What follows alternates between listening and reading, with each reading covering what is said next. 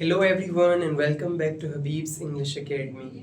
आज के इस लेक्चर में हम सीखने वाले हैं एसे राइटिंग के बारे में। हमारा ये कोर्स है एसे राइटिंग के बारे में, एसे गैलेक्सी कोर्स, जो बेसिक स्टूडेंट्स को सिखाएगा कि एसे किस तरह से लिखते हैं। इसका एक पहला लेक्चर इसी प्लेलिस्ट में इसी चैनल पर अवेलेबल है और आज हम ये सेकंड लेक्चर सीख रहे हैं जिसमें हम दो इम्पॉर्टेंट पॉइंट्स सीखेंगे इसके हवाले से।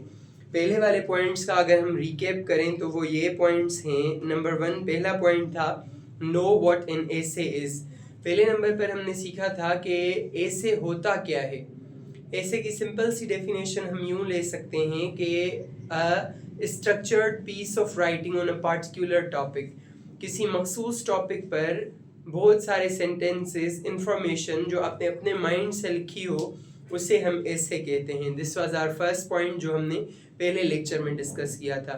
सेकंड पॉइंट जो हमने डिस्कस किया था पहले लेक्चर में, उसमें हमने सीखा था कि एसे के टाइप्स क्या होते हैं। कोई एसे ऐसा होता है जो नैरेटिव होता है, जिसमें कोई नैरेटिव बयान किया जाता है, कोई स्टोरी, कोई वाकया जो आपके साथ हुआ। डिस्क्रिप्टिव ऐसे होता है जिसमें हम किसी चीज़ को डिस्क्राइब करते हैं। फॉर एग्जांपल किसी शख्स को डिस्क्राइब किया, चेयर को डिस्क्राइब किया, किसी चीज़ को डिस्क्राइब किया, वगैरह वगैरह। एक होता है एक्सपोजिटरी ऐसे, जिसमें किसी चीज़ को एक्सपोज किया जाता है, जाहिर किया जाता है कि वो कौन सी चीज़ है, क्या है। एक और ऐसे होता है जिसका नाम है आर्ग्यूमेंटेटिव ऐसे, जो हमने प्रीवियस लेक्चर में पढ़ा था।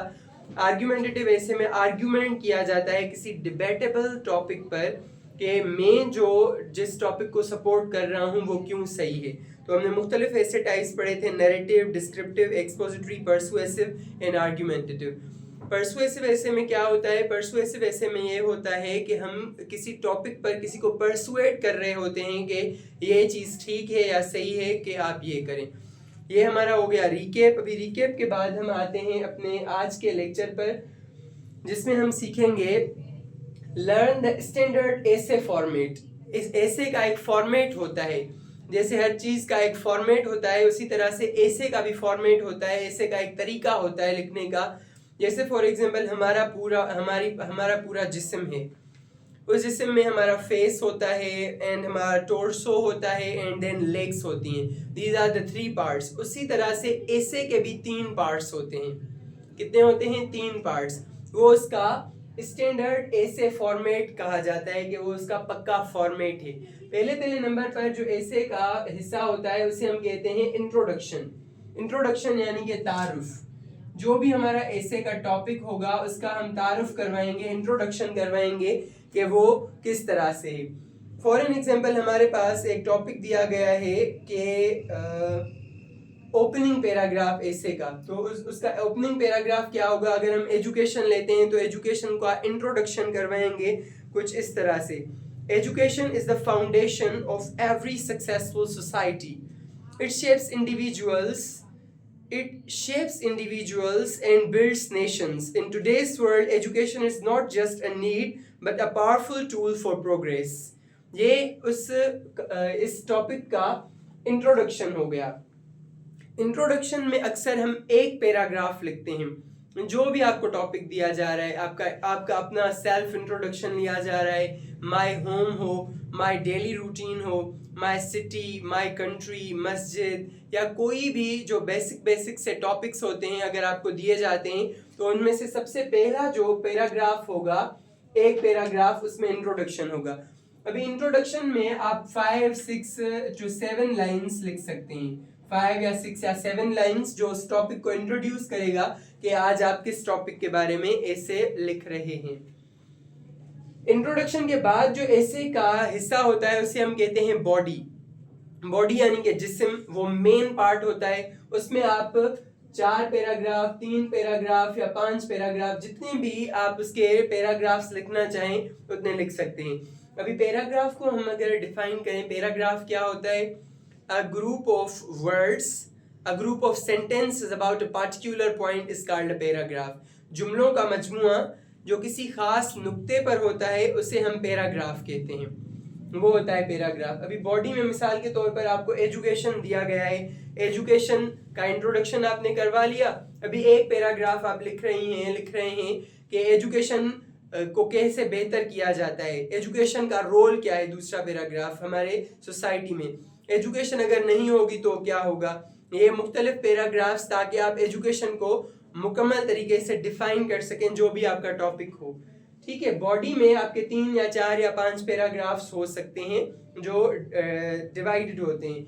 अभी पैराग्राफ को अगर हम डिफाइन करें, अक्सर बुक्स में जो लेसन्स होते हैं उनमें कुछ पैराग्राफ इस तरीके से लिखे होते हैं, थोड़ा सा हिस्सा छोड़ा हुआ होता है, उसके बाद यहाँ से लेकर यहाँ तक ये ग्रुप ऑफ सेंटेंसेस हैं जो किसी एक नुक्ते पर हैं, पॉइंट्स पर हैं, उसको पैराग्राफ कहते हैं। यहाँ पर नंबर 2 पैराग्राफ यहाँ से लेकर यहाँ तक खत्म हो रहा है, फिर paragraph number 3, paragraph number 4, paragraph number 5, इसको हम कहते हैं पैराग्राफ। इसका अगर हम एक paragraph for example social media topic है, सोशल मीडिया पर एक पैराग्राफ पढ़ें।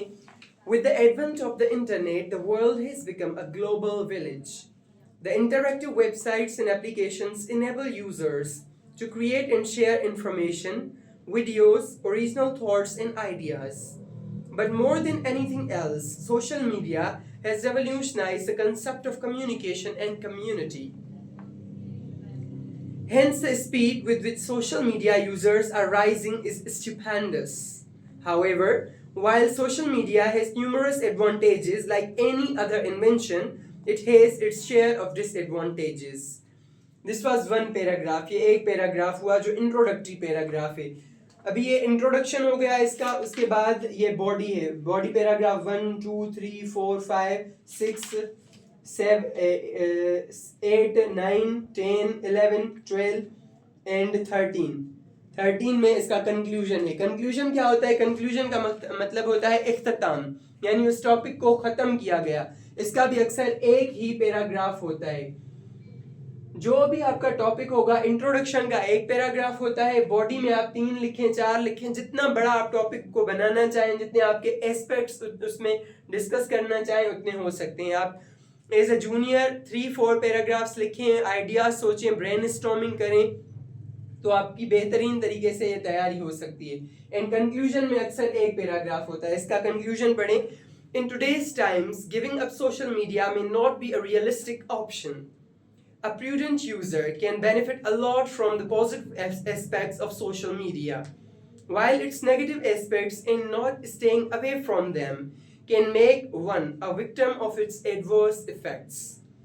Used appropriately, social media can be a good resource. Used inappropriately, it can cause considerable harm.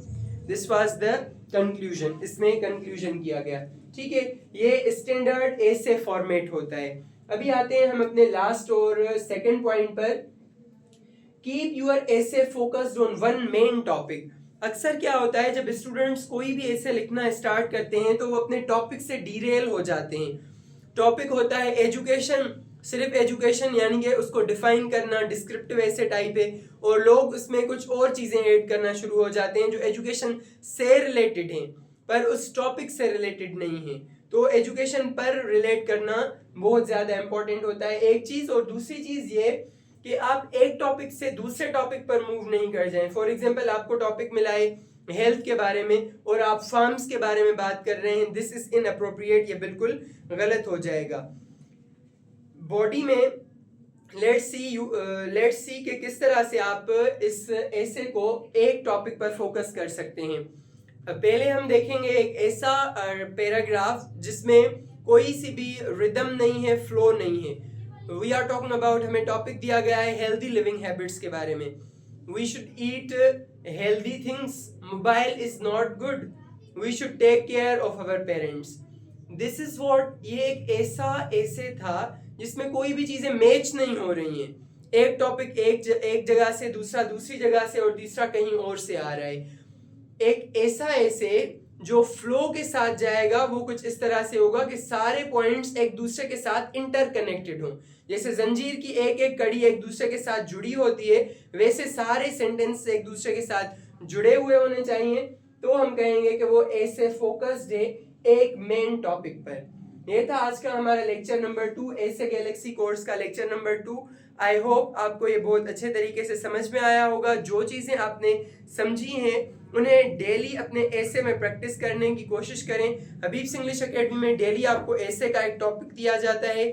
Juniors और सीनियर्स को आप कोशिश करें कि उस टॉपिक पर मेहनत करके अच्छे तरीके से सोच करके ये वाले पॉइंट्स इनकॉर्पोरेट करके लिखें। एंड CSS, PCS और PMS एग्जामिनेशंस और जो भी कम्पिटिटिव एग्जामिनेशंस हैं उनमें अगर आज से आप अच्छी प्रैक्टिस करते रहेंगे तो आगे बहुत अच्छे तरीके से आप परफॉर्म कर सकते हैं। Thank you so much.